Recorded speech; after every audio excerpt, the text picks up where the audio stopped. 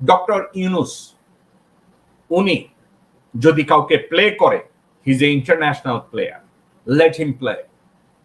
উনার প্লেয়ার কোয়ালিটির কাছে আপনি আমি কিছুই না, উনাকে প্লে করতে দেন। ডক্টর ইউনুসের সামনে ভারতীয় কর্তৃপক্ষ শিশু আন্তর্জাতিক পর্যায়ে। আমার আপনার কপাল ভালো যে আমার দেশটাকে এখন একজন নোবেল বিজয়ী রিপ্রেজেন্ট করছে, যার সামনে ভারতীয় কুত্তার বাচ্চারা বলদের মতো গৈর খায়, তার সামনে দাঁড়াতে পারে না। আপনারা এটা মনে করেন না আমি বিএনপি করি না, জামাত করি না, তো সেক্ষেত্রে আমার কি তারা এখন ক্ষমতা চাচ্ছে না। আমি এটাও চাই না ডক্টর ইউনুস 20 বছর ক্ষমতায় থাকুক, কারণ ওনার বয়স 84 বছর।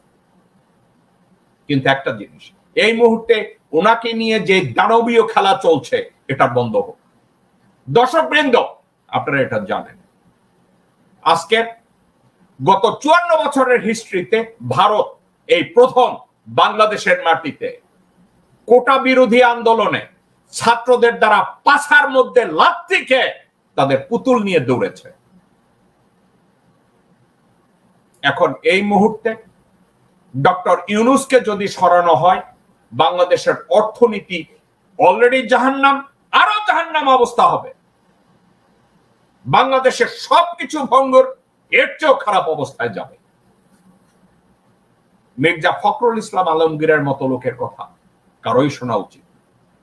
বিএনপির মতো রাজনৈতিক দলের কথা এই মুহূর্তে আদৌ শোনা উচিত না। আমি বিএনপির বিপক্ষে যাচ্ছি না, আমি বিএনপির পক্ষে থাকছি। এই মুহূর্তে বিএনপি সরকার গঠন করলে ভারত তাদেরকে আওয়ামী লীগের চেয়েও কঠিন ভাবে ব্যর্থ করবে। India will set BNP for sure failure. India, Bangladesh জাতীয়তাবাদী দল এই কথা বুঝতে যদি ব্যর্থ হয়, তারা মায়ের পেটে বসে আছে। বাংলাদেশের বর্তমান অবস্থায় বাংলাদেশকে চালানোর মতো কোন যোগ্যতা, লোকবল, পয়সা বিএনপি